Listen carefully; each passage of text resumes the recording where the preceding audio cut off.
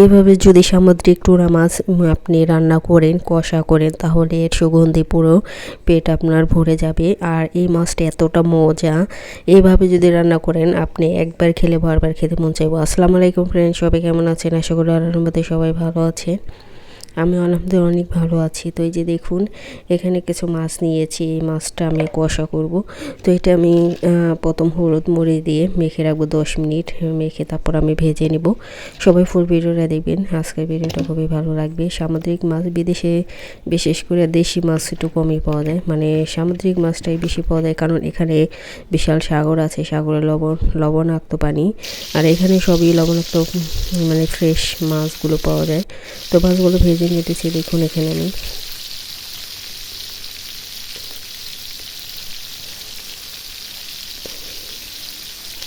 তো এই যে দেখুন মাছগুলো ভেজে আমি বেশি কড়া করে ভাজবো না, মানে ভাজবো মোটামুটি ভাবে আর কি। তো এইভাবে যদি আপনি মাছটা ভেজে রান্না করেন তাহলে খেতে ভীষণ মজা।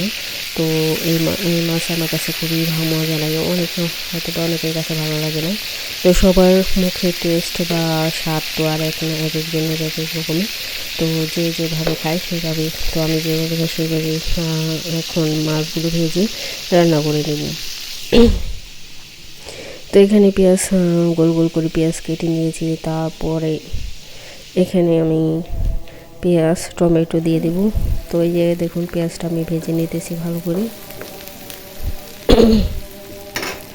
পেঁয়াজটা ভাজা হয়ে গেলে অন্য মশলা আমি দিয়ে দেবো। এখানে দেখুন টমেটো আর এখানে ক্যাপসিকাম নিয়েছি করবো। তো এগুলো আমি কষিয়ে নেব। এখন সব মশলা দিয়ে দিতেছি, ধনে গুঁড়ো, জিরে গুঁড়ো, মরিচের গুঁড়ো। এখানে আদা রসুন পেস্ট দিয়ে দিলাম।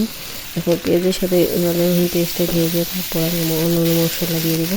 সবাই ভালোভাবে কষিয়ে তারপরে এই যে দেখুন সব মশলাই দিয়ে দিছি। টমেটোটা কষিয়ে নিতেছি। এটা কষানো হয়ে গেলে মাছটা দিয়ে দেবো আমি। তো মাছটা যেহেতু আগে ভেজে নিয়েছি, তো মাছ সিদ্ধ হতে অত সময় লাগবে না। তো যেহেতু ভুনা করবো, ঝোল রাখবো না। তো এখানে কিছু টমেটো সস দিয়ে দিলাম। দেখুন এটা দিলে আরও তরকারির কালারটা ভীষণ সুন্দর হয়। তো এইভাবে যদি আপনি রান্না করেন মাছটা অনেকই মজা লাগে।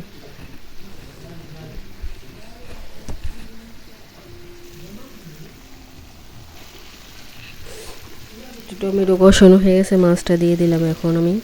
এখন মাছ দিয়ে তারপরে একটু কষিয়ে তারপরে পানি দিয়ে জাল দিয়ে নিব। একটু হালকা, বেশি পানি দিব না, অল্প পানি দিয়ে, যেহেতু একটু কষা করবো, ঝোল রাখবো না।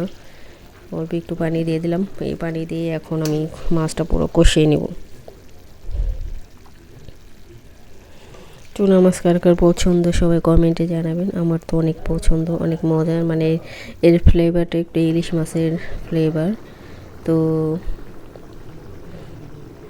এই যে দেখুন পানি দিয়ে আমি পুরো পানিটা একটু শুকিয়ে নেব, একবারে শুকিয়ে কষা করে নেব একবারে।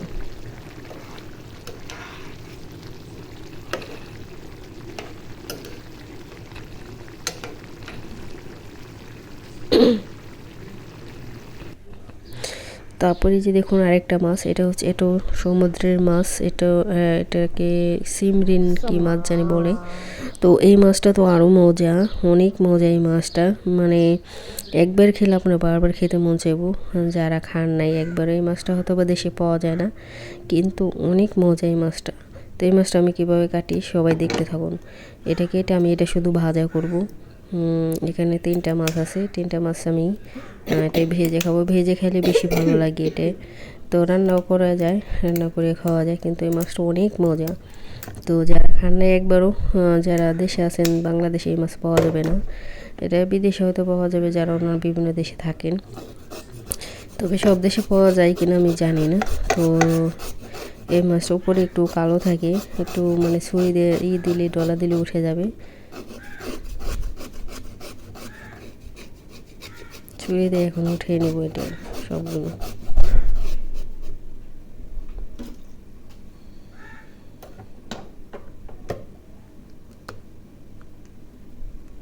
যে মাছটা কেটে নিতেছি, ভালো করে কেটে নেব, এভাবে পরিষ্কার করে নেব।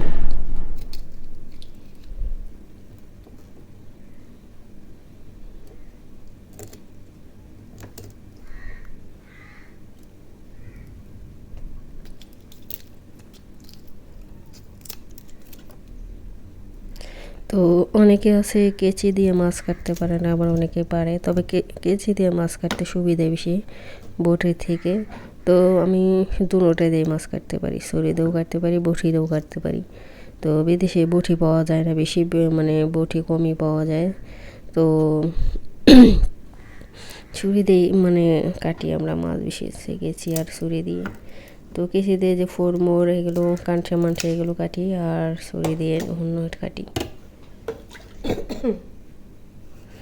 2 পিস করবো একটা মাছের আমি, লেঞ্জার মাথা।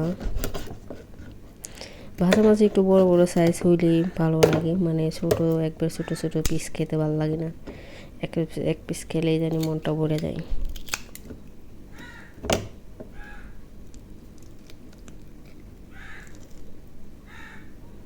মাছ কাটতে আমার কাছে ভালোই লাগে। আমি বড় মাছ আর কি কাটতে অত বড় মাছ বাজার থেকে কাটিয়ে আনি, ওই টোনা বড় মাছ ওগুলো বাজার থেকে কেটে আনি, আর এই ছোটো মাছ এগুলো বাসায় কাটি। এই মাছ কাটতে অত সময় লাগে না, খুব তাড়াতাড়ি হয়ে যায়। তো এই যে দেখুন মাছটা আমি কেটে নিলাম, আর একটা আছে এটা কেটে নেব। মাছগুলো তাজাই। তো আমরা যেসব মাছ ভাজা খাই সেগুলো একবারে ফ্রিজে রাখি না, এটা একবারে বাজার থেকে কিনে নগদ ফগদ খেয়ে ফেলে আমরা ভেজে, তো এইভাবে কিনে।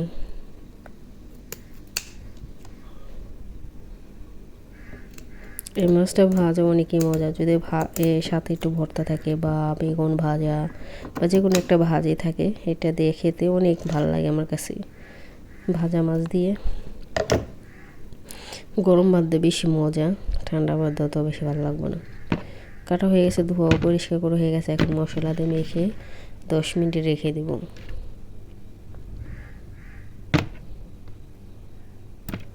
তো সবগুলো দেখুন ধুয়ে পরিষ্কার করে নিয়েছি একবার আমি। এখন লবণ সব মশলা দিয়ে এখন রেখে দেব, রেখে যখন খাবো তখন ভাজবো এটা আমি। এই যে দেখুন এখন ভাজতেছি, খাওয়ার সময় হয়েছে। তো গরম গরম মাছ, গরম গরম মাছ ভাজা, গরম গরম ভাত দিয়ে খেতে ভীষণ মজা। তো যারা এইভাবে খেতে পছন্দ করে, যে না খেয়ে থাকেন, এবং গরম ভাত দিয়ে গরম মাছ, ভাজা মাছ দিয়ে ভাত খেয়ে দেখবেন অনেক মজা লাগে। তো আমি মাছগুলো ভেজে নিতেছি দেখুন।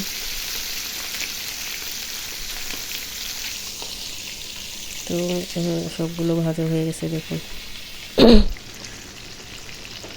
সবাই ফুল ভিডিওটা দেখে নেবেন সবাই। ওকে, সবাই ভালো থাকুন, সুস্থ থাকবেন, আল্লাহ হাফিজ।